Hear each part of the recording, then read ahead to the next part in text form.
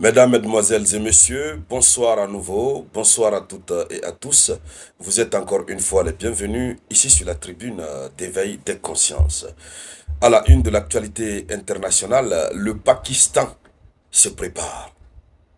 Vu ce qui s'est passé du côté de l'Iran, connaissant les relations actuelles entre le Pakistan et les États-Unis d'Amérique, sachant que l'Amérique a un intérêt particulier avec l'Inde.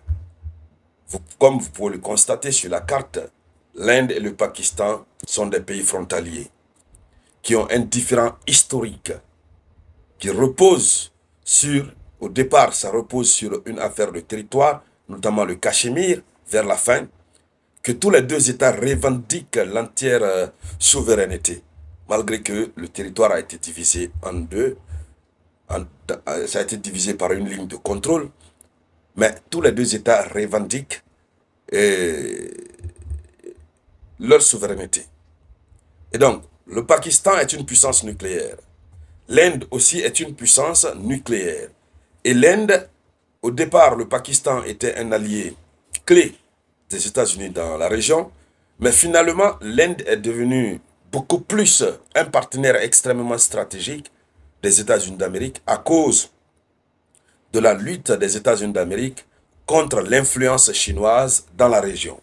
Alors, l'Inde agit donc conformément à la volonté américaine.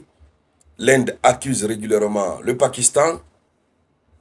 L'Inde accuse régulièrement le Pakistan de plusieurs chefs d'accusation.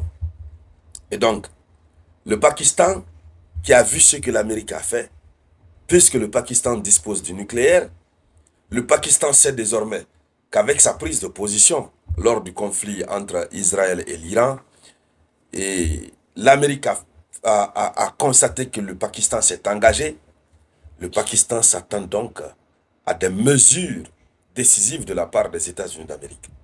Et donc, le Pakistan décide d'anticiper. Il faut se préparer. Puisque les Pakistanais ne plaisantent pas. Si les Iraniens sont de nature à pardonner parfois, le Pakistan ne pardonne pas du tout. Donc, le Pakistan a décidé de construire un missile qui serait capable d'atteindre la partie continentale des États-Unis d'Amérique, pour qu'au cas où le Pakistan puisse réagir. Et donc, mesdames, mesdemoiselles et messieurs, dans le cadre de cette vidéoconférence, c'est bien sûr de cette actualité que nous allons parler. Mais avant de poursuivre, je vous demande de partager la vidéoconférence au maximum. Mettez beaucoup de j'aime. Oui, partagez au maximum. Puisque, dans le cadre de la géopolitique mondiale, nos amis ont besoin de comprendre comment le monde est en train de fonctionner aujourd'hui. Et surtout le rôle des États-Unis d'Amérique dans tout ce qui est conflit dans le monde. Après l'Iran, quelque chose se prépare vers le Pakistan. Allons-y donc dans les profondeurs. Selon l'information officielle, les forces armées pakistanaises développent un missile balistique intercontinental. Un missile balistique intercontinental, c'est un missile qui peut se promener de continent en continent. C'est-à-dire, ça peut quitter un continent A pour se retrouver sur un autre continent B. Les missiles balistiques intercontinentaux sont d'une notoriété publique, sont d'une puissance extraordinaire. La Russie en dispose plusieurs et c'est pourquoi la Russie est respectée, pour ne pas dire vénérée, parce que la Russie a des missiles balistiques intercontinentaux capables d'atteindre la France en 10 minutes, capables d'atteindre les États-Unis d'Amérique en 30 minutes, et lorsque ça tombe, c'est pour raser. Alors, on ne le souhaite pas. Donc, cette information a été relayée par le magazine Foreign Affaires en citant des informations des services de renseignement américains. Donc, le service de renseignement américain qui dévoile ce que le Pakistan est en train de préparer. D'après l'édition, le Pakistan pourrait ainsi empêcher les États-Unis d'Amérique de tenter de détruire son arsenal nucléaire, qui comprend actuellement 170 ogives. Ou alors que les États-Unis décident d'intervenir dans un éventuel conflit aux côtés de l'Inde. Donc, l'Amérique peut, au cas où il y a conflit entre l'Inde et le Pakistan, sachant qu'il y a une grande méfiance entre les deux États, hein, chacun de ces États a une ambassade chez l'autre, mais une ambassade qui est presque inexploitée. Il y a la méfiance totale. Je vous donnerai tout à l'heure quelques détails par rapport aux relations extrêmement tendues entre les deux pays. Donc, il peut y arriver qu'il y ait un conflit, puisque le Pakistan a changé de mentalité. Ils ont changé de mentalité quand ils ont vu ce que l'Amérique voulait faire à l'Iran. Il vous souviendra d'ailleurs que le Pakistan avait annoncé son soutien indéfectible à l'Iran et qu'ils étaient prêts à entrer en guerre avec les États-Unis d'Amérique au cas où l'Amérique se mettrait dans une position de conflit direct avec l'Iran. Donc le Pakistan se dit que au cas où il y aurait un conflit, l'Amérique peut intervenir aux côtés de l'Inde en cherchant à bombarder son nucléaire. Parce que l'Amérique apparemment s'est donné pour rôle désormais de détruire les nucléaires et de passer. Eux seuls et leurs alliés doivent avoir du nucléaire. Un allié qui se rebelle, on bombarde ton nucléaire et puis tu sors de leur catégorie. Donc le Pakistan ne veut pas se laisser surprendre. Oui, le Pakistan voudrait que ce soit œil pour œil. Tu frappes mon nucléaire, je frappe sur ton sol. Point barre. Mais ce ne sont pas les Pakistanais qui l'annoncent en premier. C'est le service de renseignement américain qui l'annonce en premier.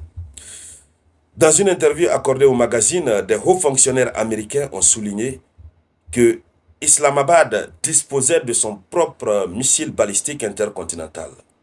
Washington n'aurait pas d'autre choix que de le considérer comme un adversaire nucléaire. Donc il faut que ce soit clair dans la tête de Washington. Alors il faut rappeler qu'il y a eu plusieurs conflits plusieurs guerres entre l'Inde et le Pakistan. En 1947, de 1947 à 1949, c'était la première guerre indo-pakistanaise qui a eu lieu peu après la partition, la division de l'État. Il faut dire que c'est l'État britannique, comment on va appeler ça, ce territoire sous influence britannique qui a été partagé. La deuxième guerre, c'était en 1965. La troisième, et cette deuxième guerre était concentrée sur cette affaire du territoire qu'on appelle Cachemire. Le troisième conflit, c'était en 1971. Voilà. Le quatrième conflit en 1999. Alors, ce qu'il faut dire, plusieurs facteurs alimentent le conflit.